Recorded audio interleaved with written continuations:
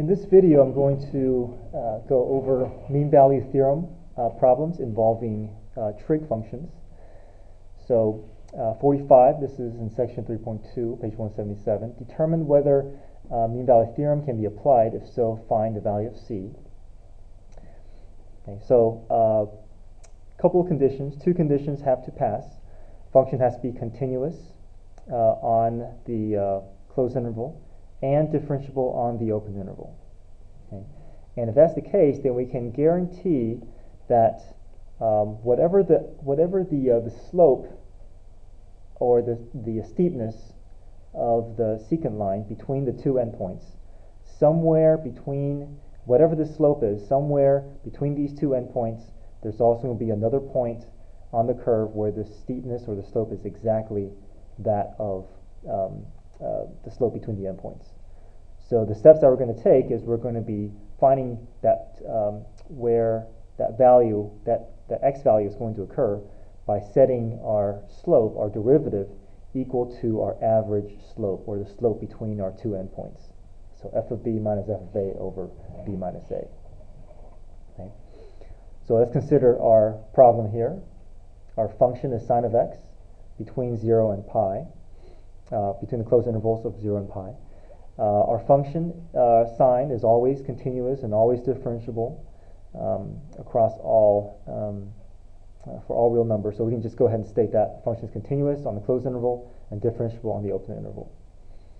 Okay. Before we can set our derivative equal to our average or of our slope between the endpoints, we need to first find our y values at the endpoints.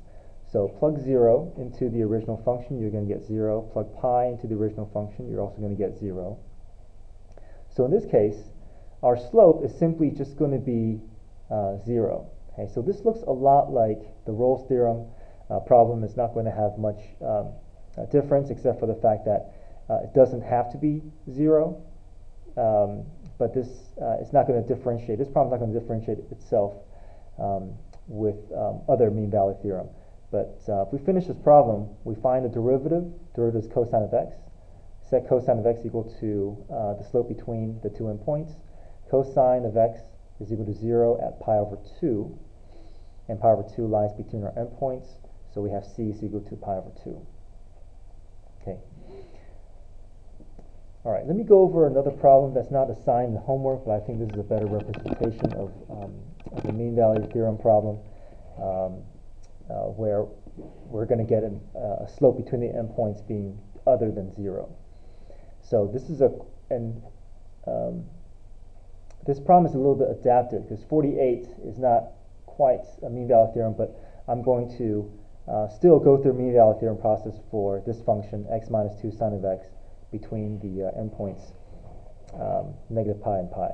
So again, we're dealing with sine function and x. Our function is always continuous.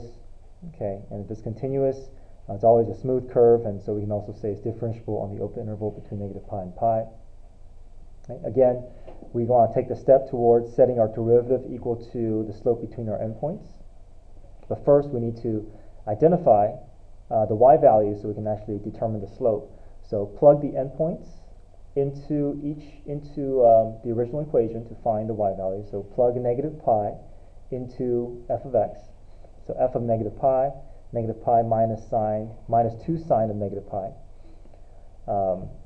Sine of negative pi will give us 0, so negative pi minus 0 is negative pi.